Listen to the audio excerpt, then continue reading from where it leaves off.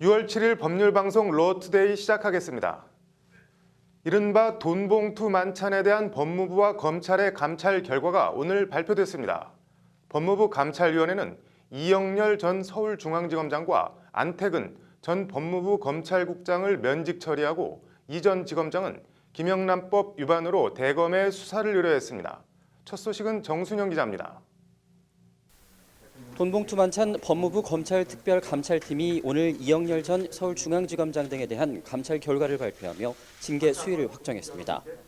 부적절한 회식을 주도한 이영렬 전 지검장과 안태근 전 법무부 검찰국장은 면직됐습니다.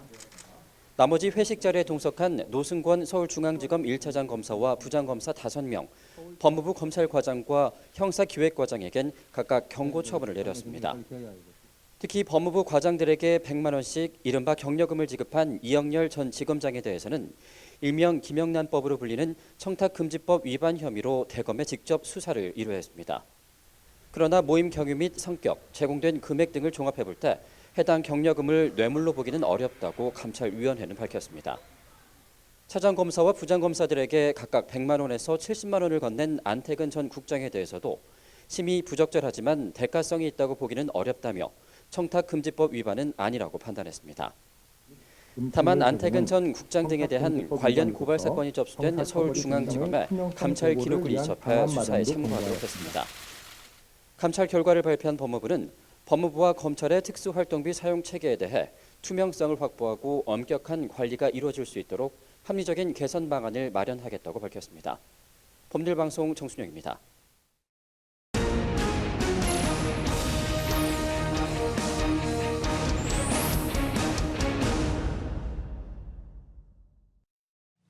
네, 로인사이드 돈봉투 만찬 감찰 결과 얘기 조금 더 해보겠습니다. 정순영 기자 나와 있습니다. 정 기자, 이 문제의 돈봉투 만찬 먼저 회식 경위부터 좀 설명을 해주시죠. 네.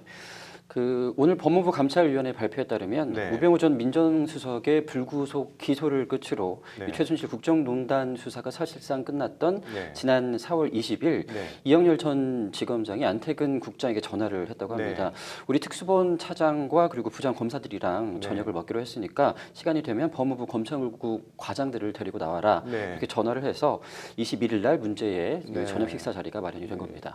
이 자리에서 그 이른바 돈봉투가 오고 간 거죠, 회식 자리에서. 네, 맞습니다. 이 저녁 식사 자리에서 안태근 국장이 먼저 네. 중앙지검 1차장과 부장검사들에게 네. 100만 원에서 70만 원이 들어있는 이 돈봉투를 수사비 명목으로 네. 지급을 했습니다.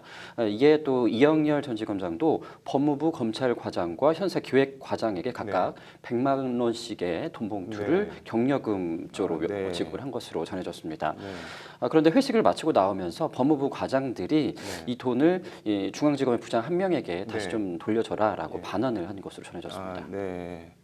식사비는 뭐 어떻게 결제를 한 건가요? 네, 그날 식당에서 총 95만 원의 네. 식사 금액이 나왔는데요. 네. 이 돈은 서울중앙지검의 수행 기사가 중앙지검 업무추진비 카드로 직접 결제한 것으로 알려졌습니다. 지검장 수행기사가 냈군요. 그 똑같이 돈을 줬는데 이영렬 전 지검장은 청탁금지법 위반, 안태근 전 국장은 뭐 청탁금지법 위반이 아니다. 이렇게 엇갈린 거는 왜 그렇게 된 건가요?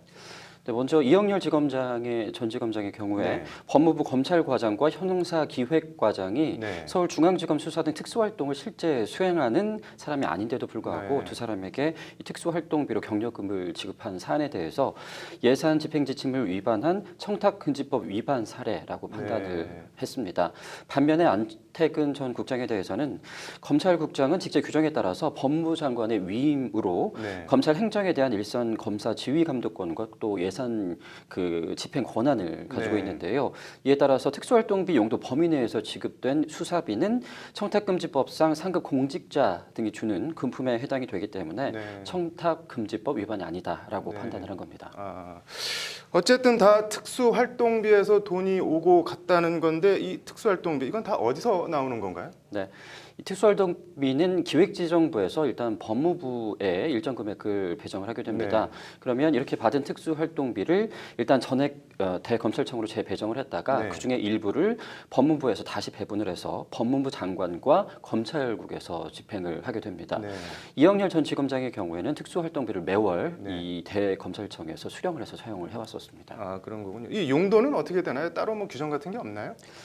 이 기획재정부의 2017년도 예산 및 기금 운용계획 집행 지침을 보면은요, 네. 이 특수활동비 명목의 경우에는 기밀 유지가 요구되는 정보 및 사건 수사 또 기타 이에 준하는 국정 수행 활동에 네. 직접 소요되는 경비라고 밝히고 있습니다. 네. 이와 관련해서 법무부는 특수활동비 사용 체계 투명성을 확보를 하고 또 엄격한 관리가 이루어질 수 있도록 앞으로 합리적인 개선 방안을 마련하겠다 이렇게 오늘 발표를 했습니다. 네. 특수활동비 이게 뭐 법무부뿐만 아니라 청와대, 경찰, 감사원, 국정원, 외교부 뭐 이런 이른바 힘 있는 정부 기관에는 다 일정액이 있는데 법무부가 어떤 개선책을 내놓을지 관심을 갖고 지켜봐야겠네요. 잘 들었습니다. 네, 로인사이드 정순영 기자였습니다. 다음 소식입니다. 슈퍼 수요일이라고 강경화 외교부 장관 후보자, 김동연 경제부총리 겸 기획재정부 장관 후보자, 그리고 김희수 헌법재판소장 후보자에 대한 국회 인사청문회가 오늘 동시에 열렸습니다. 김희수 헌재소장 후보자는 논란이 됐던 5.18 관련자 사형 판결에 대해 5.18은 저에게 굉장히 괴로운 역사라며 고통받고 있는 사람들에게 죄송하다고 사과했습니다. 석대성 기자입니다. 김희수 헌재소장 후보자는 자신의 5.18 판결에 대한 사과와 소회를 밝히는 것으로 인사청문회를 시작했습니다. 제 판결의 결과로 지금까지 고통을 받고 있는 사람들에게 진심으로 죄송한 마음입니다. 김희수 후보자가 죄송하다고 말한 판결은 5.18 당시 시민군을 태우고 경찰 저지선을 뚫는 과정에서 경찰 4명을 숨지게 한 버스 기사에 대한 사형 판결을 말합니다. 김 후보자는 또 5.18 당시 시민군에 가담한 여고생에게 징역 1년을, 진압군이 대검으로 사람을 찔렀다고 말한 이장에게 징역 1년에 집행유예 2년을 선고한 바 있습니다. 당시 김희수 후보자는 육군 법무관 중위 신분으로 군사재판 주심은 아니고 배석 판사였습니다. 버스기사 사형 판결에 대해 김 후보자는 법무관으로서 4분의 경찰관이 돌아가셨고 유족들의 슬픔과 아픔을 참작하지 않을 수 없었다고 당시 판결 이유를 설명했습니다. 김 후보자는 그러면서 광주 민주화 운동이 염원한 민주주의 헌정 질서 수호는 판사 생활 동안 큰 기둥이자 버팀목이 돼줬다고 5.18에 대한 생각을 밝혔습니다.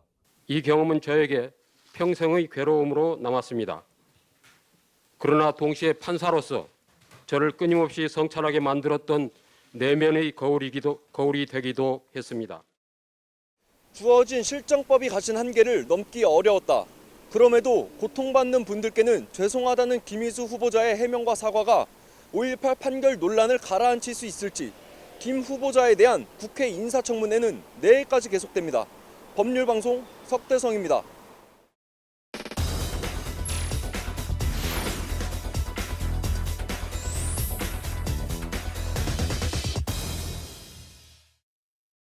네, 이슈 플러스 김희수 헌법재판소장 후보자 얘기 좀 더 해보겠습니다. 김효정 기자 나와 있습니다.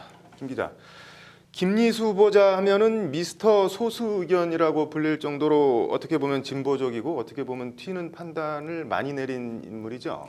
예, 그렇습니다. 가장 최근의 경우가 헌재의 박근혜 전 대통령 파면 결정입니다. 당시 재판관 8명의 전원 일치로 파면 결정을 내렸는데요. 네. 당시 세월호 관련 내용은 파면 이유에서 빠졌습니다. 네, 네.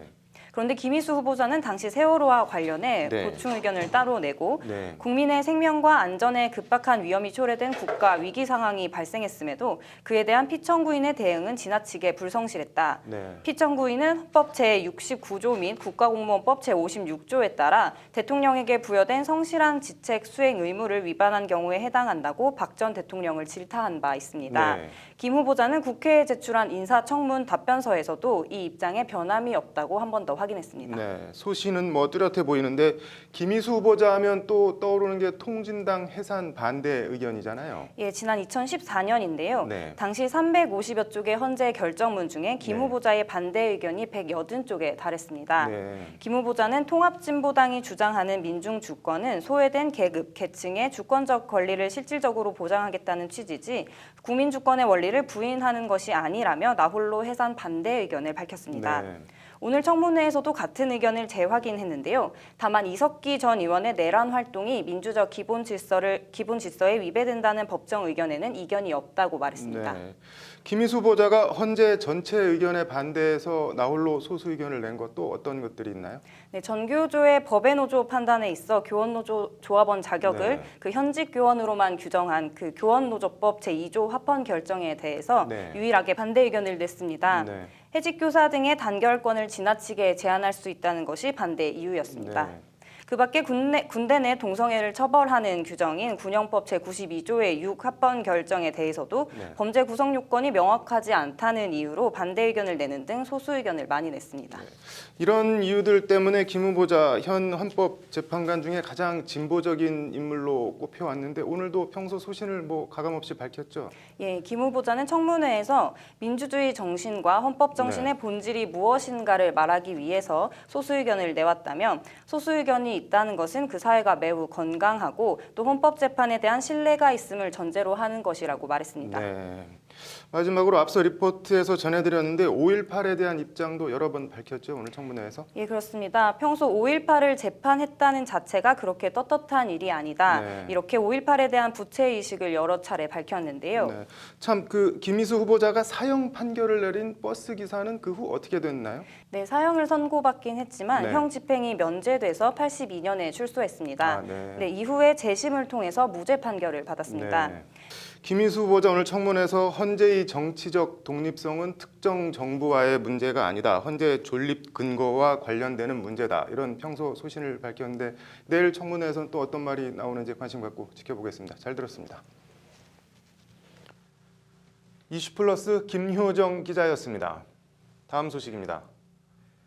왜 이렇게 꽁꽁 싸매고 공개를 안 하는지 정말 모르겠습니다. 세월호 7시간 박근혜 전 대통령과 청와대의 행적. 오늘 이를 공개하라는 정보공개 청구 소송을 민변 송기호 변호사가 냈습니다.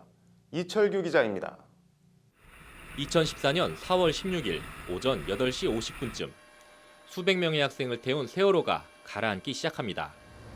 당시 박근혜 대통령이 중앙재해대책본부에 들어선 건 첫 보고를 받은 지 7시간이 지난 오후 5시 15분.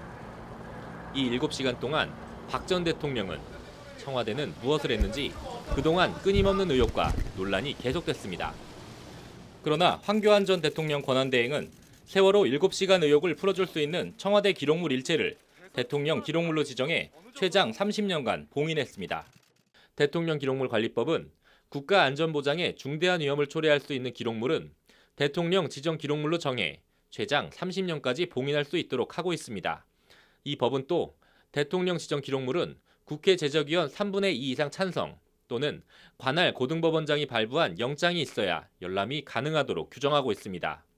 민주사회를 위한 변호사 모임 송기호 변호사는 오늘 국가기록원과 황교안 전 권한대행을 상대로 세월호 7시간 관련 문서 목록을 공개하라는 소송을 냈습니다. 앞서 청와대와 국가기록원은 송 변호사의 관련 문건 정보 공개 청구에 대해 공개 불가를 통보한 바 있습니다. 대통령 기록물법에서는 대통령 기록물에 대한 공개 원칙을 규정하고 있습니다. 오히려 이 공개 조항을 지켜야 될 거고, 그리고 이제 이렇게 지정행위, 흔히 봉인이라고 하는 이 지정행위도 법의 엄격한 요건, 이를테면 이것이 공개될 경우에 국가안전보장에 중대한 위험이 초래될 경우라고 명백히 한정하고 있거든요. 송 변호사가 공개를 요구한 문건은 세월호 참사 당일 세월호 구조활동과 관련된 청와대 문서의 제목과 작성 시간, 작성자 등이 적힌 목록입니다. 송 변호사는 해당 문건은 국가안전위해와 아무 상관이 없다며 이번 소송이 시민이 할 수 있는 유일한 문서 접근 방법이라고 밝혔습니다. 현재 의석분포상 국회의원 3분의 2 이상의 동의는 사실상 불가능합니다. 세월호 7시간의 비밀 행적 공개 여부는 이제 온전히 법원 손으로 넘어갔습니다. 법률방송 이철규입니다. 이어서 법조계 소식 전해드리겠습니다. 세월호 실소유주였던 유병헌 전 세무그룹 회장의 장녀 유섬나 씨가 해외 도피 3년 만에 강제 소환돼 오늘 오후 인천공항으로 입국했습니다. 유 씨는 인천지검으로 압송된 후 자신은 도피한 적이 없다며 공권력에 피해를 입었다고 주장했습니다. 검찰은 유 씨를 상대로 유병헌 일가의 비자금 의혹을 집중 조사할 방침입니다. 박근혜 전 대통령 변호인 이상철 변호사는 오늘 서울중앙지법에서 열린 공판에서 전직 대통령이기 전에 고령에 연약한 여자라며 주 4회 재판을 체력면에서 감당할 수 없다면서 재판부에 재고를 요청했습니다. 재판부는 그러나 심리할 내용과 증인이 많고 기소된 지 2개월 가까이 지난 점을 고려할 때 매주 4회 재판이 불가피하다고 재확인했습니다.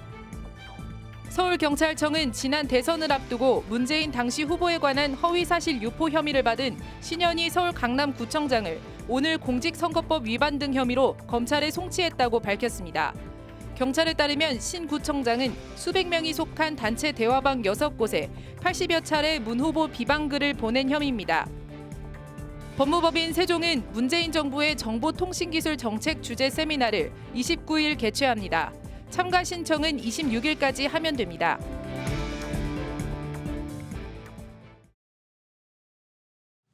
네, 6월 7일 법률방송 로투데이 마치겠습니다. 시청해 주셔서 감사합니다.